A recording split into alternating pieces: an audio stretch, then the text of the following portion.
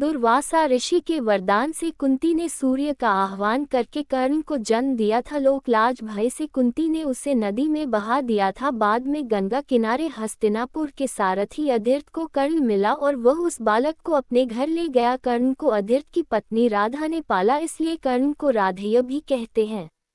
पहला रहस्य, यह कथा मान्यता पर आधारित है कि द्रौपदी को महारथी कर्ण से प्रेम था और कर्ण को भी द्रौपदी पसंद थी। स्वयंवर में कर्ण भी गए थे। राजा द्रुपद का भीष्म से विरोध था और कर्ण भीष्म के पक्ष में थे। राजा द्रुपद ने द्रौपदी को पहले ही बता दिया था कि कर्ण एक सूत पुत्र है और यदि तुमने उन्हें पसंद किया तो जीवन भर तुम्हें एक दास की पत्नी के रूप में पहचाना जाएगा। स्वयंवर में निराश द्रौपदी ने एक कठिन निर्णय लेते हुए भरी सभा में कर्ण को एक सूत पुत्र कहकर अपमानित किया था। फिर भी चीरहरण के दौरान द्रौपदी को कर्ण से उम्मीद थी, लेकिन कर्ण ने अपने अपमान को याद कर वहां द्रौपदी की कोई सहायता नहीं की। बाद में जब भीष्म पितामह मृत्युशैया पर लेटे थे तब कर्ण ने उनसे कहा कि वे द्रौपदी को चाहते थे। यह बात द्रौपदी ने भी सुनी और पहली बार द्रौपदी को भी पता चला कि कर्ण भी मुझे प्रेम करते हैं।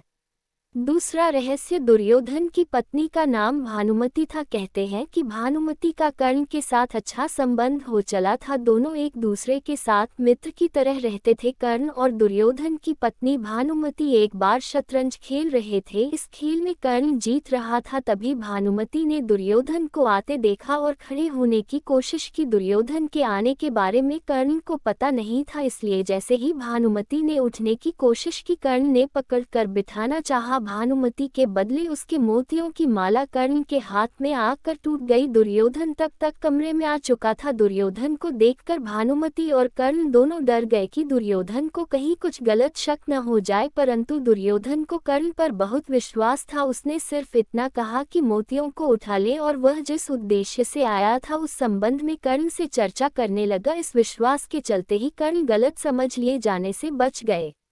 तीसरा रहस्य, एक बार कुंती कर्ण के पास गई और उससे पांडवों की ओर से लड़ने का आग्रह करने लगी। कर्ण को मालूम था कि कुंती मेरी माँ है। कुंती के लाख समझाने पर भी कर्ण नहीं माने और कहा कि जिनके साथ मैंने अब तक का अपना सारा जीवन बिताया उसके साथ मैं विश्वासघात नहीं कर सकता। तब कुंती ने कहा कि क्या तुम अपने भाइयों को मारोगे? इस पर कर्ण ने बड़ी ही दुविधा की स्थिति में वचन दिया, माते तुम जानती हो कि कर्ण के यहाँ याचक बनकर आया कोई भी खाली हाथ नहीं जाता। मैं तुम्हें वचन देता हूँ कि अर्जुन को छोड़कर मैं अपने अन्य भाइयों पर शस्त्र नहीं उठाऊंगा।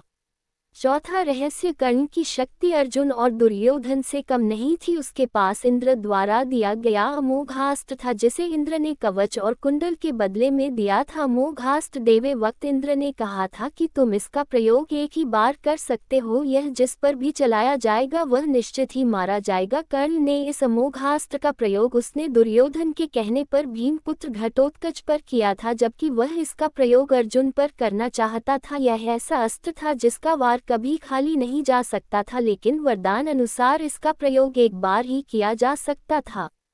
पांचवा रहस्य, कहते हैं कि भगवान श्री कृष्ण कर्ण और द्रौपदी के शरीर में समानता थी। कृष्ण की मांसपेशियां मृदु परंतु युद्ध के समय विस्तृत हो जाती थी, इसलिए सामान्यत लड़कियों के समान दिखने वाला उनका लावण्यमय शरीर युद्ध के समय अत्यंत कठोर दिखाई देने लगता था। यही खासियत द्रौपदी और कर्ण के शरीर में भी थी। इसका मतलब यह कि ये तीनों लोग वक्त के साथ अपने शरीर को कोमल या कठोरतम बना लेते थे।